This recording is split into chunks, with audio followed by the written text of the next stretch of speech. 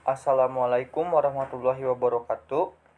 Perkenalkan, nama saya Dafa Ainunijar dari kelas Penjas 2A dengan nomor induk mahasiswa 2003299. Baik, di sini saya akan memaparkan mata kuliah Pendidikan Pancasila tentang bab 5, yaitu Pancasila sebagai sistem filsafat. Yang pertama ada pendahuluan. Pendahuluan merupakan filsafat bangsa Indonesia yang mengandung pengertian sebagai hasil perenungan mendalam dari para tokoh pendiri negara atau the founding father. Ketika berusaha menggali nilai-nilai dasar, merumuskan dasar negara untuk di atasnya didirikan negara Republik Indonesia yang kemudian secara resmi disahkan bersamaan Undang-Undang Dasar Negara Republik Indonesia tahun 1945 oleh PPKI pada tanggal 18 Agustus tahun 1945.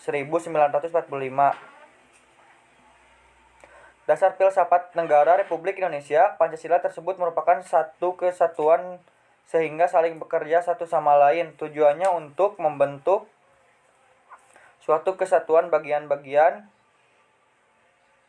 Dua bagian-bagian tersebut mempunyai fungsi sendiri-sendiri. Yang ketiga, saling berhubungan atau ketergantungan. Kesemuanya dimaksudkan untuk mencapai satu tujuan bersama-sama atau tujuan sistem. Yang kelima, terjadi dalam suatu lingkungan yang kompleks. Lanjut. Pancasila sebagai suatu sistem filsafat yang mengandung tentang pemikiran manusia yang berhubungan dengan Tuhan, diri sendiri, sesama masyarakat, bangsa, yang semua itu dimiliki oleh bangsa Indonesia. Menurut Darmi Harjo, Pancasila adalah ideologi yang memiliki kekhasan, yaitu Tuhan yang Maha Esa, penghargaan kepada sesama, bangsa Indonesia menjunjung tinggi persatuan Indonesia, kehidupan manusia Indonesia bermasyarakat dan bernegara, keadilan sosial bagi hidup bersama. Ya, di sini ada B, pengertian filsafat. Apa itu pengertian filsafat? Pengertian filsafat secara etimologis merupakan padanan atau kata falsafah dari bahasa Arab dan filosofi dari Inggris yang berasal dari bahasa Yunani philosophia. Kata philosophia tersusun dari kata-kata philos yang berarti cinta atau philia yang berarti persahabatan. Secara umum, filsafat merupakan ilmu yang berusaha menyelidiki hakikat segala sesuatu untuk memperoleh kebenaran. Ciri-ciri filsafat yaitu radikal, menyeluruh, integral, atau suatu cara berpikir yang mengupas suatu sedalam-dalamnya. Yang C, filsafat Pancasila. Filsafat Pancasila dapat didefinisikan secara ringkas sebagai refleksi kritis dan rasional tentang Pancasila sebagai dasar negara dan kenyataannya budaya bangsa dengan tujuan untuk mendapatkan pokok-pokok pengertiannya yang mendasar dan menyeluruh. Pancasila dikatakan sebagai filsafat karena Pancasila merupakan hasil pemenungan jiwa yang mendalam dilakukan oleh the founding father kita yang dituangkan dalam suatu sistem Ruslan Abdul Ghani. Kuat ada Pancasila merupakan filsafat asli Indonesia yang diambil dari budaya dan tradisi Indonesia serta merupakan akulturasi budaya Hindu. Filsafat dalam arti teoritis dan filsafat dalam arti praktis.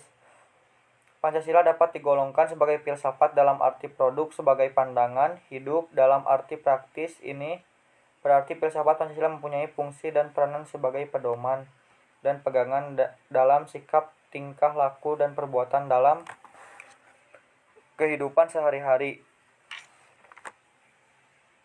Selanjutnya, sini ada dasar-dasar dalam Pancasila. Yang pertama ada ontologis, yang kedua epistemologis, yang ketiga aksiologis.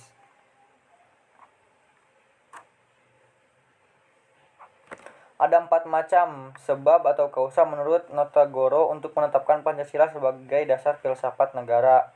Yang pertama ada kausa material.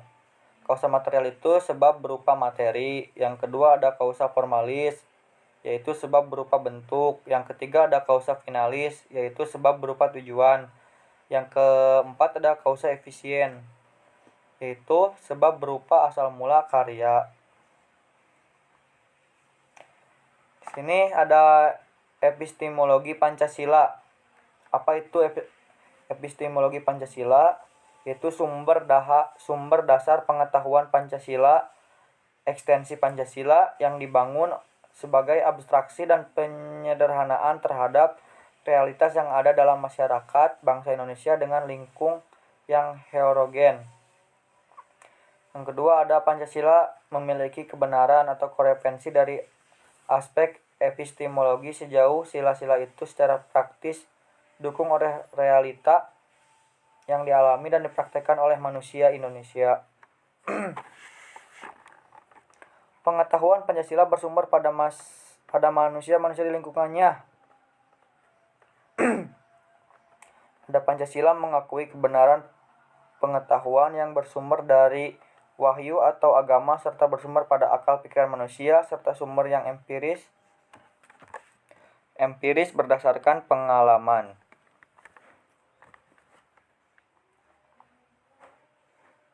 Ada dari aspek aksiologi, Pancasila tidak bisa dilepaskan dari manusia yang sebagai latar belakang karena Pancasila menilai Pancasila bukan nilai yang ada dengan sendirinya, given value. Nilai intrinsik Pancasila adalah hasil perpaduan antara nilai-nilai asli yang asli milik Indonesia dan nilai yang diambil dari budaya luar Indonesia. Kekhasan nilai-nilai melekat dalam Pancasila sebagai nilai intrinsik terletak pada diakuinya nilai-nilai ketuhanan, kemanusiaan, persatuan, kerakyatan, dan keadilan sosial bagi kesatuan Pancasila.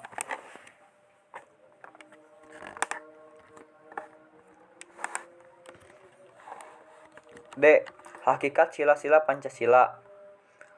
Apa hakikat sila-sila Pancasila? Di sini ada pengertiannya. Pengertian kata hakikat dapat dilaksanakan dalam 3 kategori. Yang pertama, ada hakikat abstrak. Apa itu hakikat abstrak?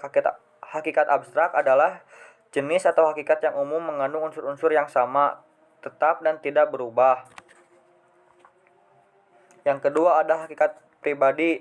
Hakikat pribadi yaitu hakikat yang memiliki sifat khusus, yaitu terkait pada sesuatu. Hakikat pribadi Pancasila menunjuk ciri-ciri khusus sila-sila Pancasila yang ada pada bangsa Indonesia, yaitu adat istiadat, nilai-nilai agama, nilai-nilai kebudayaan, sifat dan karakter yang melekat pada bangsa Indonesia, sehingga membedakan bangsa Indonesia dengan bangsa yang lain di dunia. Dan yang terakhir ada hakikat konkret yang nyata. Hakikat konkret terletak pada fungsi Pancasila sebagai dasar filosofi negara. Dalam realisasinya Pancasila adalah baru praktis, yaitu dalam wujud pelaksanaan praktis dalam kehidupan bangsa dan negara Indonesia yang sesuai dengan kenyataan sehari-hari, keadaan, dan waktu. Di sini ada kesatuan sila-sila Pancasila dalam struktur yang bersifat hierarkis dan berbentuk piramidal.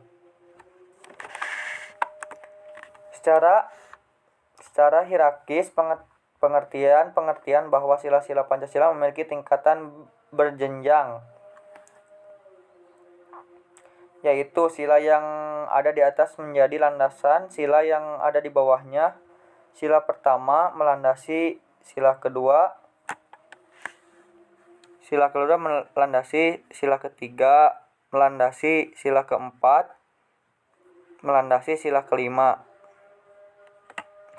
Pengertian matematika piramidal digunakan untuk menggambarkan hubungan dan hierarki sila-sila Pancasila menurut urutan-urutan kuantitas dan juga dalam hal sifat-sifatnya. Yang kedua, hubungan kesatuan sila-sila Pancasila yang saling mengisi dan saling mengkualifikasi. Yang pertama, ketuhanan yang Maha Esa. Ketuhanan yang Maha Esa itu seperti berkemanusiaan, yang adil dan beradab, yang berpersatuan Indonesia, kerakyatan yang dipimpin oleh hikmat, yang dipimpin oleh permusyawaratan, perwakilan, keadilan sosial bagi seluruh rakyat Indonesia.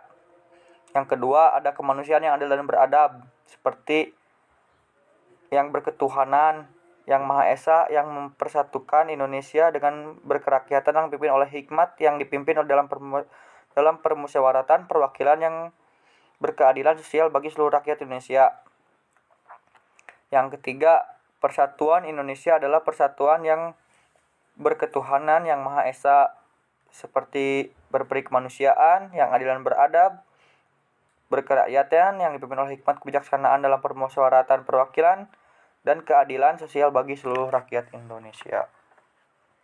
Yang keempat, ada kerakyatan yang dipimpin oleh hikmat kebijaksanaan dalam permusyawaratan dalam perwakilan adalah kerakyatan yang berketuhanan yang Maha Esa, berkemanusiaan yang adil dan beradab, persatuan Indonesia yang berkeadilan sosial bagi seluruh rakyat Indonesia, dan yang terakhir yang kelima, keadilan sosial bagi seluruh rakyat Indonesia, yaitu seperti berketuhanan yang Maha Esa, berkemanusiaan yang adil dan beradab, yang berkerakyatan yang dipimpin oleh hikmat kebijaksanaan dalam permusyawaratan perwakilan dalam kurung Nota Goro 1975. Baik, cukup sekian presentasi yang bisa saya sampaikan. Mohon maaf bila masih ada kata yang kurang dipahami karena saya masih dalam proses belajar. Wabillahi taufiq wal hidayah. Wassalamualaikum warahmatullahi wabarakatuh.